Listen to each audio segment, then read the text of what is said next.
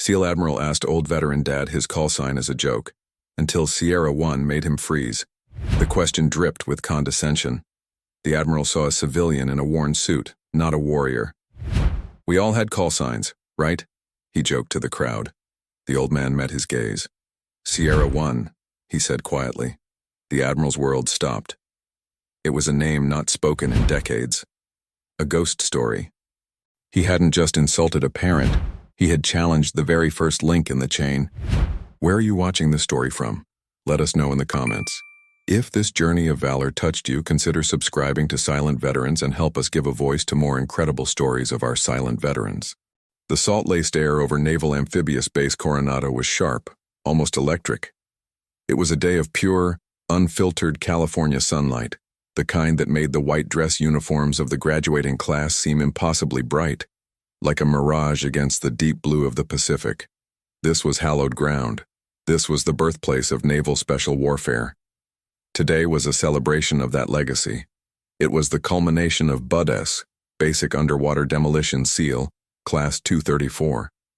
For the families, seated on rows of uncomfortable metal chairs, it was a day of profound relief. For the Navy, it was the forging of new weapons, the sharpening of the nation's spear, and presiding over it all, standing at a podium bearing the iconic trident, was Rear Admiral Marcus Thorne. Thorne was in every sense in the modern SEAL. He was a product of the command he now led, tall, athletic, with a chiseled jaw and a charismatic, camera-ready smile. He was the living embodiment of the command's predatory prowess. He was by title, the Bullfrog, the honorific given to the longest-serving active-duty SEAL. He wore this title with an almost casual arrogance, a supreme confidence that came from surviving 3 decades of impossible missions.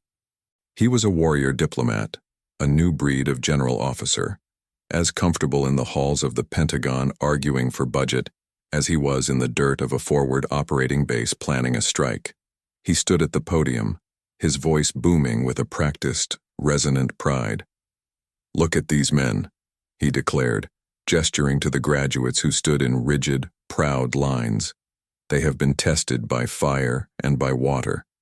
They have been broken down, stripped to their very core and rebuilt. They represent the 0.01%. They are the tip of the spear, the most elite, most lethal, most intelligent fighting force this world has ever known." He paused, letting the words land.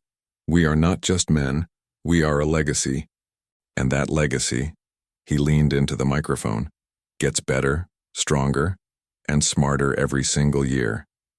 The applause was thunderous, a wave of sound mixing with the distant crash of the surf. The families, seated in neat rows, beamed with a pride so intense it was a physical force. Among them, in the 3rd row, sat Thomas Reed.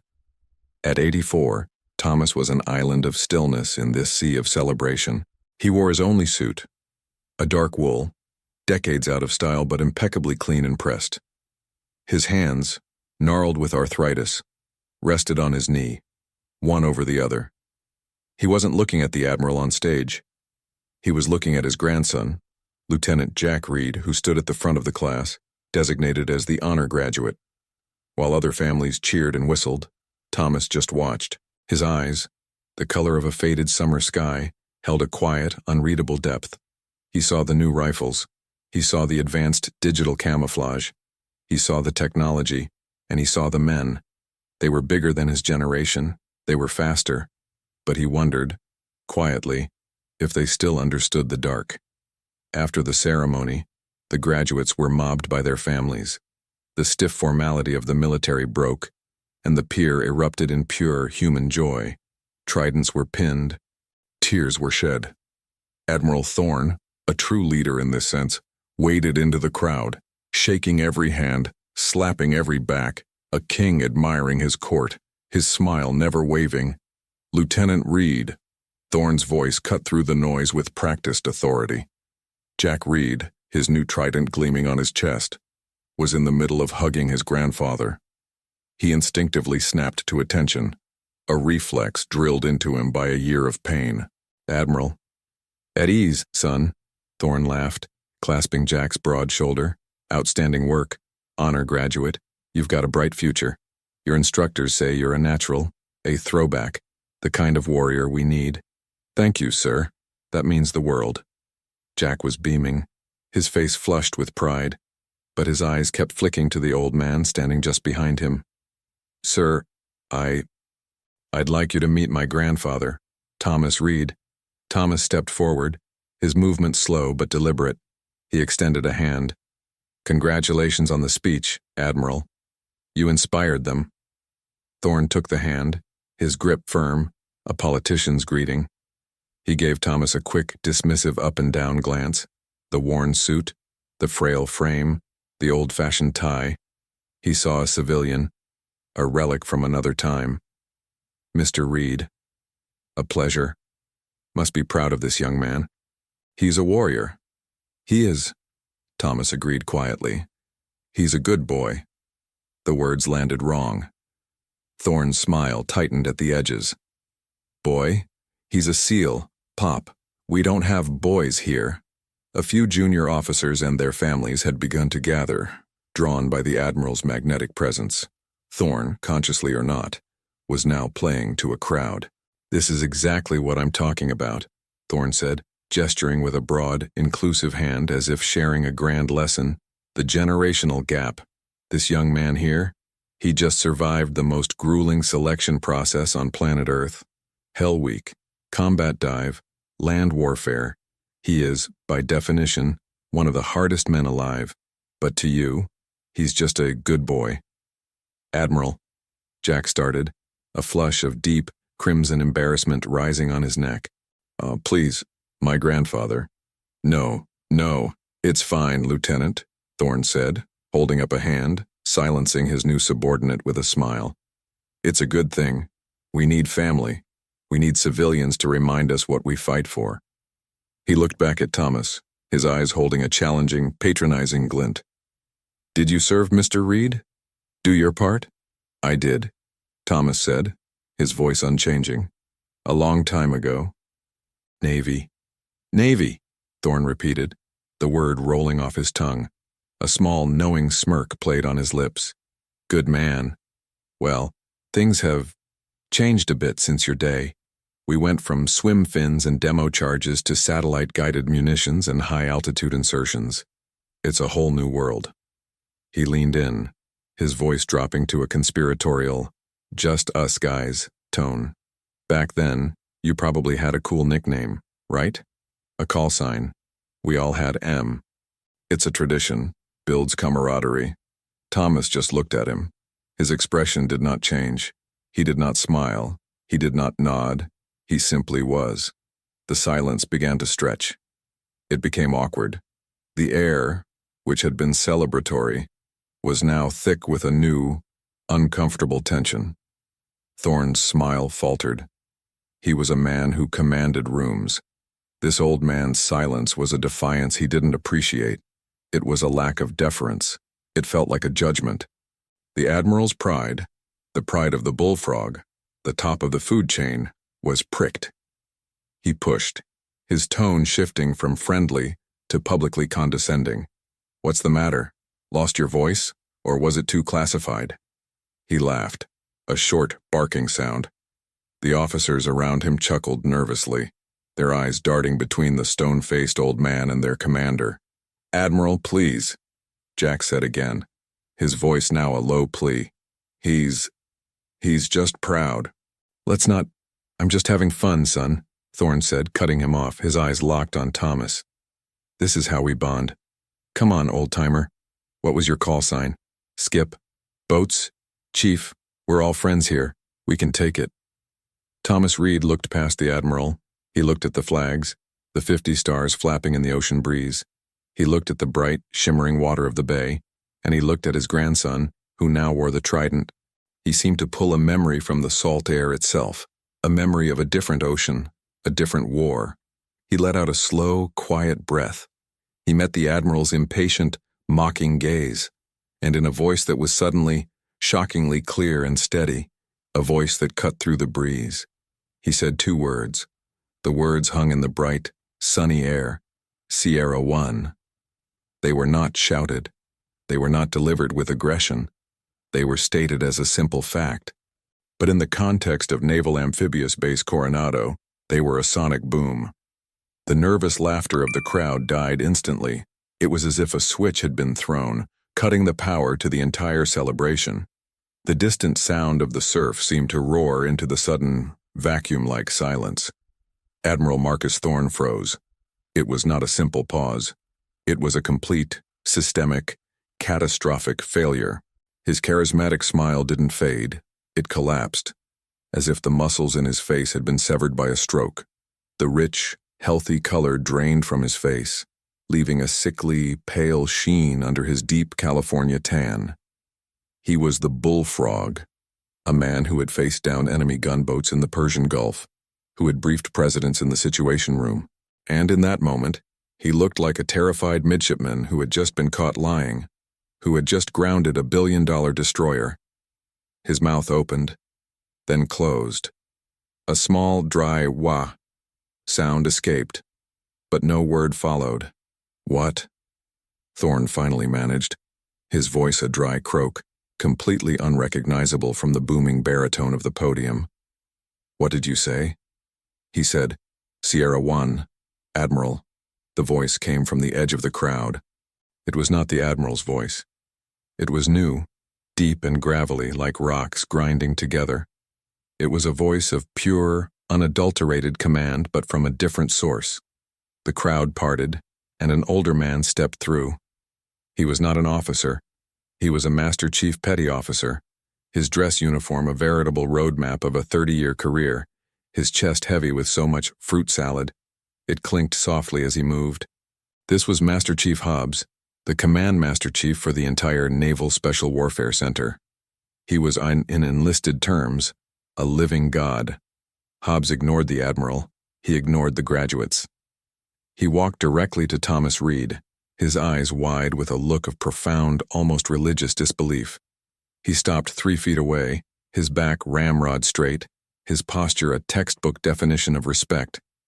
Sir, Hobbs said, his voice thick with an emotion no one could place. I beg your pardon, sir, but I thought you were dead. The history says you're dead. We all did. Thomas offered a small, sad smile, the first change in his expression all day. Not yet, Master Chief. Just old. Hobbs's gaze was one of pure, unadulterated awe. He then turned, slowly, to the utterly bewildered Admiral Thorne. Sir, may I? Thorne, his authority completely shattered, his face still ashen, could only nod. He was no longer the commander. He was a spectator. Master Chief Hobbs faced the silent crowd of graduates and families. He was an instructor at heart, and he recognized a teachable moment. You men, he said, his voice cracking like a whip. You think you're SEALs. You think this trident, he touched the one on his own chest, is something you earned today. You think you're the baddest men on the planet. He pointed a thick, steady finger at Thomas Reed. This man invented it. A collective, silent gasp rippled through the crowd.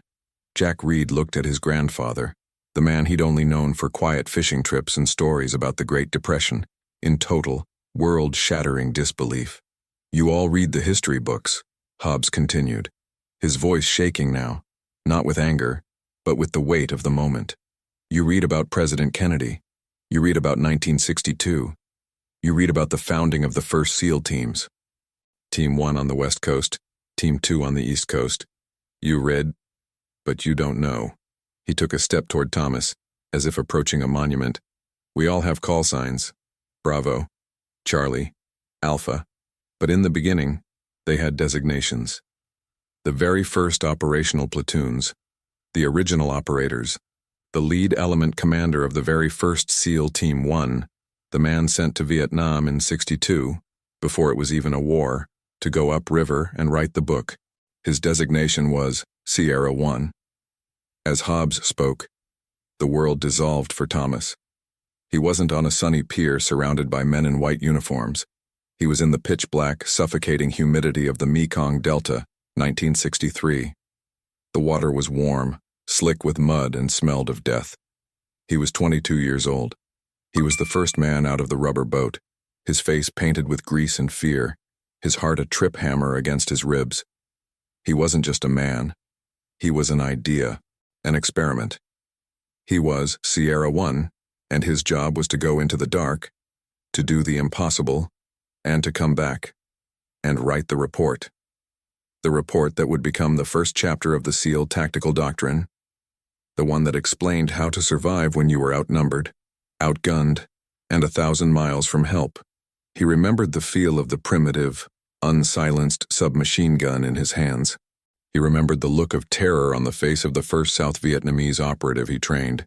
He remembered the weight of being the first. The name was retired. Hobbs's voice pulled him back from the jungle. It was retired in 1L964 after his team was declared lost, wiped out. Sierra 1 became a ghost story. It became the myth this whole command was built on. It was the call sign of the man who started the legacy, the one who paid for it. Hobbs turned, his eyes drilling into the pale, sweating Admiral. Admiral, you are the Bullfrog. That is a high honor. It means you are the longest-serving active SEAL. This, he said, his voice dropping to a low, powerful growl, is the first SEAL, period. He took a deep breath, letting the words land with maximum impact. His name is Thomas Reed. He wasn't declared lost. He was captured. He spent 7 years in a hole, a place that makes Hell Week look like a vacation. When he came home, the Navy he'd built had changed. The war was over. He was forgotten. The vindication was absolute. The silence was deafening. Admiral Marcus Thorne, the leader of the most elite command in the world, was staring at the man who had, quite literally, written the first page of his entire life's work. A man he had just mocked. A man he had called Pop. Admiral Thorne stood frozen for another 10 seconds. The gap between his public persona as the invincible Bullfrog and his private humiliation was a canyon. He was a man who had given orders his entire life. He had no protocol for this. There was no manual for what to do when you discover you have insulted a living ghost, a founding father. Slowly, deliberately, he unbuttoned the top button of his dress white uniform jacket, the small symbolic act of unbracing himself. He straightened his posture, not with the casual arrogance of the Bullfrog, but with the rigid, ramrod discipline of a newly sworn-in midshipman at Annapolis. He took one step, then another. He walked past Master Chief Hobbs. He walked past the stunned Lieutenant Jack Reed. He stood directly in front of the frail 84-year-old, his polished shoes almost touching the old man's worn-out loafers. And Admiral Marcus Thorne executed the sharpest, most breathtakingly precise salute of his entire 30-year career. It was not a greeting. It was an act of profound surrender. It was a physical apology. His arm, a pillar of strength, locked at a perfect 90-degree angle, his hand slicing the air. "Sir?" Thorne's voice was no longer a boom. It was a quiet, choked whisper, intended only for Thomas, though the entire pier strained to hear it. "Mr. Reed, my actions, my words, are without excuse. I have dishonored you. I have dishonored my command, and I have dishonored the trident." He held the salute, his arm locked, his eyes staring forward at a point just past Thomas's head, a mask of pure, unfiltered shame. The silence stretched. The only sound was the clicking of a single camera from the base's public affairs officer, who sensed history was being made. Thomas Reed looked at the Admiral. He saw the rank, the power, the ego, and he saw the man underneath, shattered. He raised his own gnarled hand, not in a salute. His days of saluting were long over, but in a gentle gesture. He placed his age-spotted hand on the Admiral's elbow. "At ease, Marcus," Thomas said softly. Thorne dropped his salute, but he couldn't meet the old man's eyes. He stared at the ground, at the deck of the pier. "Sir, I read the manuals. I read the histories. Your name, it's listed as killed in action. We have a plaque for you at the center.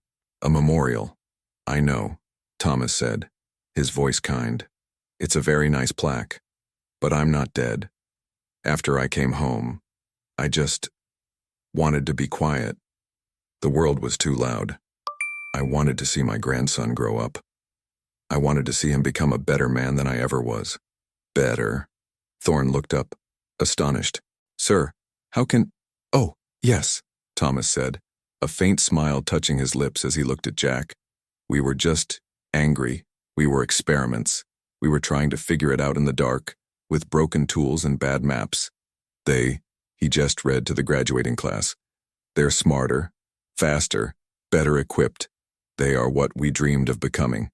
He turned back to Thorne, his gaze steady. You haven't dishonored anything, son. You've built on what we started. You took our angry little reports, like the ones we wrote by candlelight, and you built a cathedral, a global force. Don't be ashamed of that. Be proud. He put his hand on Thorne's arm. But you must never, ever forget the foundation you stand on. It's made of men, just men, not myths. Thorne finally met his gaze. He saw no anger. No, I told you so. He saw only grace. He saw the wisdom that the doors on file had mentioned, the quiet honor. The Admiral, completely and profoundly humbled, nodded. He then turned to the assembled crowd, his composure regained, but his entire aura irrevocably changed.